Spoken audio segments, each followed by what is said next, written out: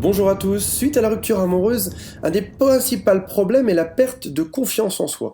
En fait, le sentiment est étrange, c'est un peu comme si la veille, on valait quelque chose, on était en couple, on avait des projets, ok, il y avait peut-être des soucis, mais ça se passait bien, et le lendemain, du jour au lendemain, on ne vaut absolument plus rien. Comment vous dire ça? C'est un peu comme si, voilà, la veille, on valait l'équivalent d'un billet de 500 euros pour parler financièrement parlant, et le lendemain, on se retrouvait à valoir quelques centimes seulement. On a cette impression qu'on est complètement dévalué. Et l'une des choses qui fait qu'on a tellement envie de revenir dans cette relation amoureuse, c'est qu'on a envie de retrouver cette valeur. On a envie de se dire, voilà, hier je valais quelque chose, j'étais désirable, j'étais en couple, j'avais des amis, j'avais une vie, j'avais une famille, on avait des projets ensemble.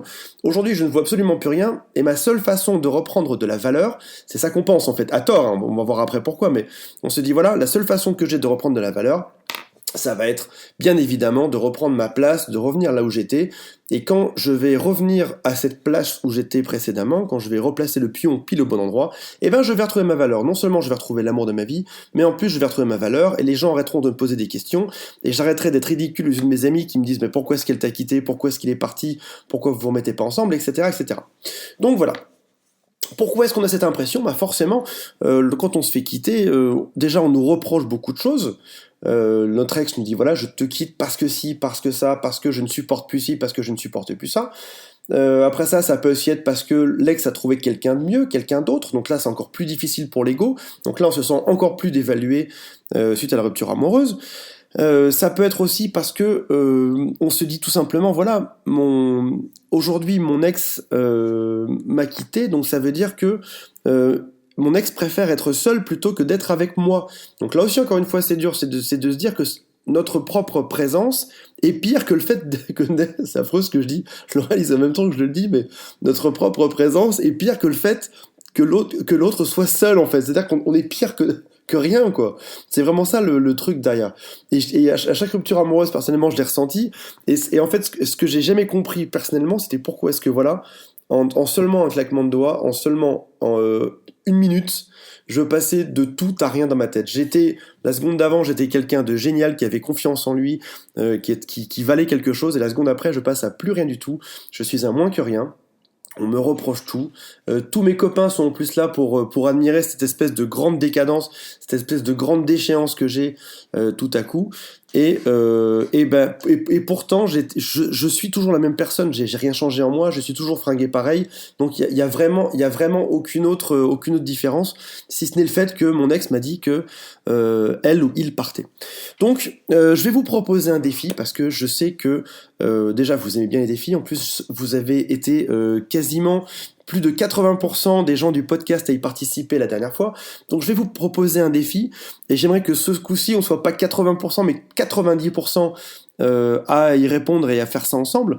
J'aimerais que vous me disiez quelle est votre plus grande valeur, c'est-à-dire si jamais, admettons que vous soyez, on va partir sur l'image du billet de 500 euros, si vous étiez un billet de 500 euros, que je vous écrasais, que je vous mettais dans la boue, que je vous passais sous l'eau, que je vous marchais dessus, demain vous pourriez me dire oui mais je vaux toujours 500 euros.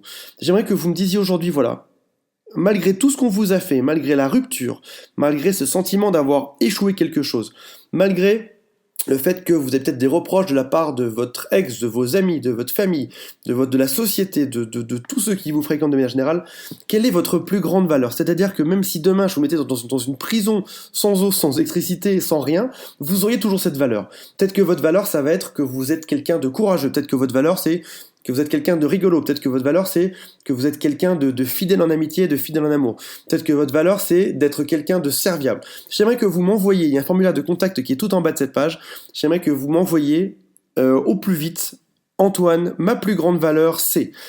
3 petits points. Et là, vous me dites quelle est votre plus grande valeur. Peut-être que même que vous en aurez 2, peut-être même que vous en aurez 3. Peut-être qu'aujourd'hui, il n'y a rien qui va vous venir et qu'il va vous falloir quelques temps pour y réfléchir. Et j'aimerais que vous me disiez, voici ma plus grande valeur. Et je repense notamment à tous ces gens qui ont été mis en prison pendant des années. Je pense à nos prisonniers de guerre des fois, on en a très souvent des exemples à la télévision. Je pense encore à un grand auteur français dont j'ai complètement oublié le nom, qui s'était arrivé, qui était resté pendant 30 ans en prison, et il est sorti, et on lui a dit alors est-ce que vous seriez prêt à... est-ce que vous avez envie de leur faire du mal, de les tuer, ou qu'on leur fasse la peine de mort? Il a dit non, j'ai passé un moment qui était affreux, mais je le referai sans aucune hésitation parce que ça m'a laissé le temps de penser et de réfléchir.